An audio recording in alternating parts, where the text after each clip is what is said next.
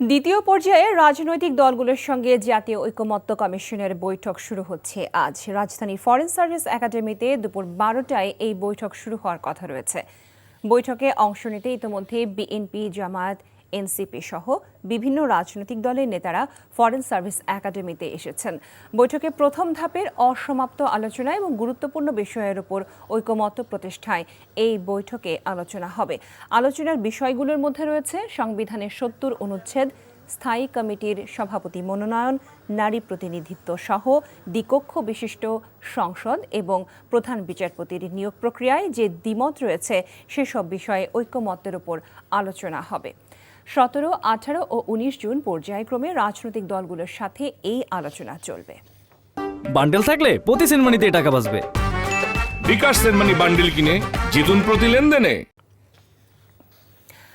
Foreign service একাডেমিতে আবারও রাজনৈতিক দলগুলোর সাথে বৈঠকে বসেছে জাতীয় ঐকমত্য কমিশন। সেখানে আছেন আমাদের সহকর্মী ফাহাদ মোহাম্মদ, তিনি সরাসরি আমাদের সাথে এই মুহূর্তে যুক্ত হচ্ছেন।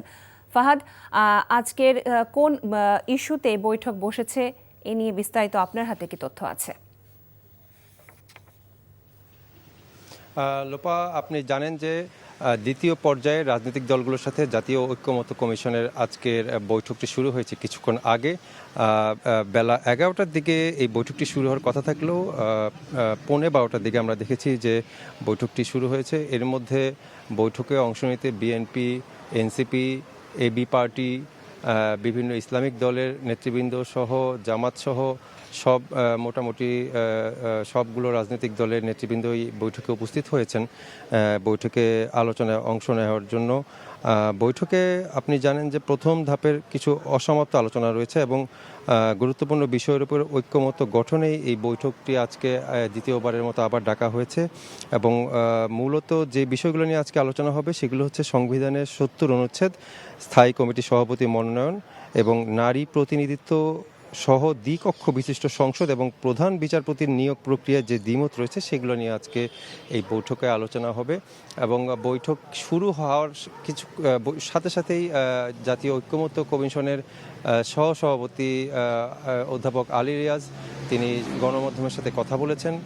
তিনি বলেছেন যে এই জুলাই মাসের মধ্যেই জুলাই সনদ দেওয়ার জন্য তারা সর্বাত্মক চেষ্টা চালাচ্ছেন এবং তিনি আশা করেছেন যে জুলাইয়ের মধ্যেই হয়তোবা জুলাই সনদটি দিতে পারবে। এবং তিনি একটি কথা বারবার জোর দিয়ে বলেছেন যে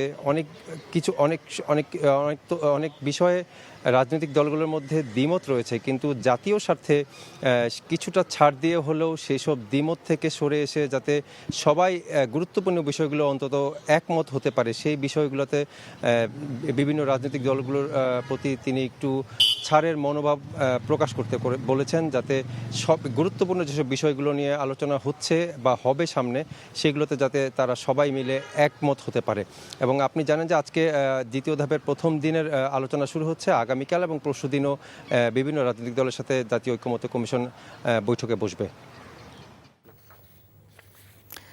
জানছিলাম জাতীয় ঐকমত্য কমিশনের বৈঠকের খবর। বান্ডেল থাকলে প্রতি সেনমানিতে টাকা বাঁচবে। বিকাশ সেনমানি বান্ডেল কিনে জিতুন প্রতি লেনদেনে।